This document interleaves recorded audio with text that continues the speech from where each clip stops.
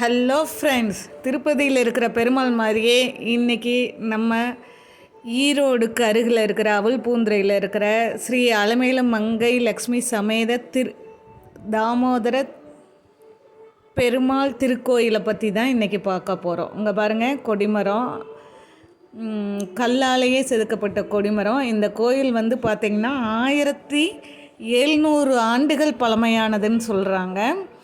இது வந்து வெள்ளை பாறையிலேயே கட்டினது தான் இதனோட சிறப்பு.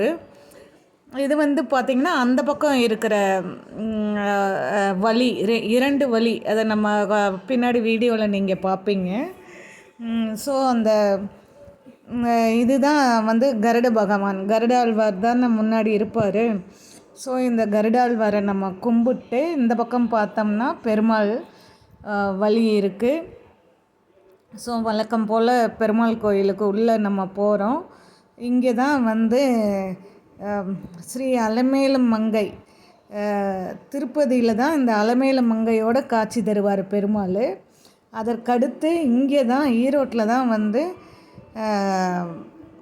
அலமேலு மங்கை லக்ஷ்மியோட காட்சி தர்ற கோயில்னு இதை சொல்லலாம். மேலும் இதனுடைய சிறப்பு அதான் 1700 ஆண்டுகளுக்கு முன்னாடின்னு நான் சொன்னேன். ஸோ இங்கே பார்த்திங்கன்னா ரொம்ப சிறப்பாக அலங்காரம் பண்ணியிருந்தாங்க.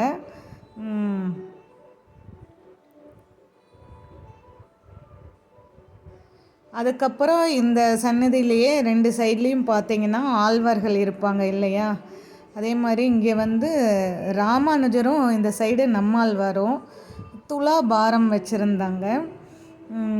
அதே மாதிரி அந்த சைடில் இன்னொரு சைட்லேயும் வந்து ஆழ்வார் வச்சுருந்தாங்க. ஸோ ரொம்ப சிறப்பாக இருந்தது. கோயில் ரொம்ப தூய்மையாக இருந்தது. துலாபாரம் பாருங்கள்.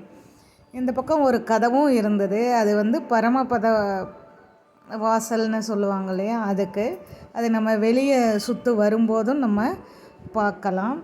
ஸோ நம்ம இப்போ இந்த பக்கம் இருக்கிற ஆழ்வாரையும் பார்த்துட்டு நம்ம வெளியில் வர்றோம். ஸோ ரொம்ப நல்லா இருந்தது. நான் அதை விட்டு வெளியில் வர்றதுக்கு மனசு இல்லாமல் நான் இன்னொரு வியூ எடுத்தேன். ஸோ இந்த கோயில் வந்து மிக பழமையான கோயில் அப்படிங்கிறதுனால ரொம்ப நல்லாவே மனசுக்கு நிம்மதியும் அமைதியும் கொடுத்துச்சின்னு சொல்லலாம். ஸோ இங்கே மறுபடியும் நம்ம வெளியில் வந்தோம்னா நம்மளுக்கு இங்கே கருடாழ்வார் சன்னதியில் இவங்க வந்து நாமம், அதாவது புரட்டாசி பிறந்த அன்றைக்கே நான் போனேன். ஸோ நாமம் போட்டு விட்றாங்க. அதுக்கடுத்து இங்கே வெளியில் சுற்று வரலான்னு பார்த்தாக்கா நம்ம ஆஞ்சநேயர் சந்நிதி இருந்தது. ஆஞ்சநேயர் சந்நிதிக்கு பிறகு அங்கே நம்ம சாமி கும்பிட்டுட்டு அதுக்கப்புறம் இந்த ஆஞ்சநேயர் சந்நிதியிலேருந்து தான் நம்ம வந்து வெளிப்பிரகாரம் வந்து தொடங்கணும். ஸோ இங்கே பார்த்திங்கன்னா இந்த வெளிப்பிரகாரத்தில்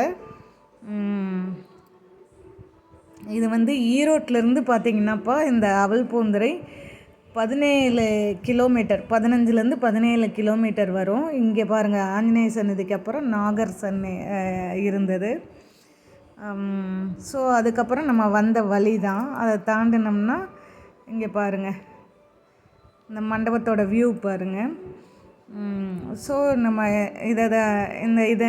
இதை தாண்டினோம்னா இந்த பரமபாத வாசல் தான் அந்த சைடில் நீங்கள் பார்த்துருப்பீங்க. ஸோ நான் இப்படியே மேலே போனேன். செடிகள்லாம் நல்லா அருமையாக வச்சுருந்தாங்க. வண்டி நிறுத்த, அதாவது கோயிலில் வேலை செய்கிறவங்களோட வண்டியெல்லாம் இதுன்னு நான் நினைக்கிறேன். ஸோ இதுக்கப்புறம் கோபுரத்தோட வியூ நான் காமிக்கவே இல்லை, அதனால் இப்போ காமிக்கிறேன். நிறைய வாழை மரம்லாம் இருந்ததுப்பா, குளத்தள்ளி இருந்தது. நல்லா இருந்தது பார்க்குறதுக்கே. செடி கொடிகளோடு நல்லா நீட்டாக மெயின்டைன் பண்ணுறாங்க. நான் இந்த கோயிலுக்கு ஒரு 6வது 7வது படிக்கிறப்ப நான் வந்திருப்பேன். அப்போ வந்து இந்த கோயில் அவ்வளோக்கா டெவலப் ஆகாமல் இருந்துச்சு. ஸோ பார்த்திங்கன்னா இப்போ நல்லா டெவலப் பண்ணியிருக்காங்க, நீட்டாக மெயின்டைன் பண்ணுறாங்க. சூப்பராக இருந்துச்சு. மற்றபடி கட்டிட அமைப்பெல்லாம் அதே தான், வெள்ளைப்பாறையில் கட்டியிருக்காங்க அப்படிங்கிறது ஒரு சிறப்பு இல்லையா. ஸோ நம்ம அப்படியே ஒரு சுற்றிட்டு அப்படியே வந்தோம்னா இங்கே வந்து என்னடா நம்ம விநாயகரே பார்க்கலையே அப்படின்னு நினச்சா விநாயகர் சந்நிதி இதுதான், இந்த பேக் சைடு தான் இது. ஸோ விநாயகர் சந்நிதி வந்து தும்பிக்கை விநாயகர் அப்படின்னு போட்டிருந்தாங்கப்பா பேர் வந்து. ஸோ அங்கேயும் நல்லா தனி சந்நிதியே இருந்தது. அங்கேயும் நல்லா அபிஷேகத்துக்கு மணி பைப்பு எல்லாமே இந்த சந்நிதிக்குள்ளே வச்சுருக்குறாங்க. ஸோ இதுதான் தும்பிக்கை விநாயகர். அதுக்கப்புறம் இவரையும் வழிபட்டுட்டு நம்ம மறுபடியும் நம்ம வெளிப்பிரகாரம் அப்படியே சுற்ற ஆரம்பிச்சிட்டோம். ஸோ இங்கே பார்த்தீங்களா தும்பிக்கை விநாயகர் நல்ல ஒரு அறை, அதாவது சந்நிதியே இவருக்கு தனியாக பண்ணியிருக்காங்க. ரொம்ப சிறப்பாக இருந்தது. இப்போ தான் கொஞ்சம் எல்லாம் அந்த டைல்ஸ் மாதிரி போட்டிருக்காங்க. செடிகளுக்கெல்லாம் நெட்டு போட்டிருக்காங்க. ஸோ ஜனங்கள் வந்து வரதும் வழிபடுறதும் போகிறதுமா இருந்தாங்க. ரொம்ப அருமையாக இருக்குது இந்த கோயில். நீங்கள் வந்தீங்கன்னா ரொம்ப அமைதியாக நீங்கள் ஃபீல் பண்ணுவீங்க. இது திருப்ப அந்த மண்டபத்துக்கே நம்ம வந்தாச்சு. பாருங்கள், கோபுரத்தோட வியூ காமிக்கணும்னு எடுத்துட்டேன். ஸோ இங்கே பாருங்கள், நம்ம மறுபடியும் இங்கே வந்தாச்சு. ஸோ இன்னொரு வழியும் நான் இதில் காமிக்கிறேன். நம்ம ஆஞ்சநேயர் கோயிலேருந்து புறப்பட்டோம், திருப்பி அங்கேயே வந்துட்டோம். இதுதான் இன்னொரு வழி. ஸோ சிகப்பு கம்பளம் மாதிரி விரிச்சிருந்தாங்க. ஸோ இங்கே கருடாழ்வாருக்கும் பார்த்திங்கன்னா ஒரு கோபுரம்.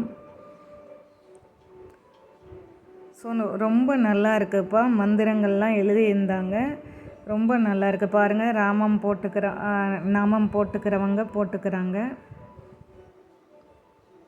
ஸோ இதுதான் வந்து பரமபத வாசல். நான் முதல்ல காமிக்காமல் போயிட்டேன்னு இப்போது இன்னொரு தடவை காமிக்கிறேன். ஸோ இங்கே நீங்கள் வந்து வழிபடலாம். நம்ம வெளியூரில் தான் நம்ம தேடி போகிறோம் இல்லையா. இங்கே வந்து நம்ம ஈரோட்டு பக்கத்துலேயே வந்து இங்கேயும் ஒரு நாகர் சந்நிதி தான் மரத்தக்கடியில் இருக்குது. ஸோ இது வந்து இந்த கோயில் பார்த்திங்கன்னா வந்து நீங்கள் பைக்கில் போகிறவங்க போய்க்கலாம், அந்தளவுக்கு பஸ் வசதியும் இருக்குப்பா.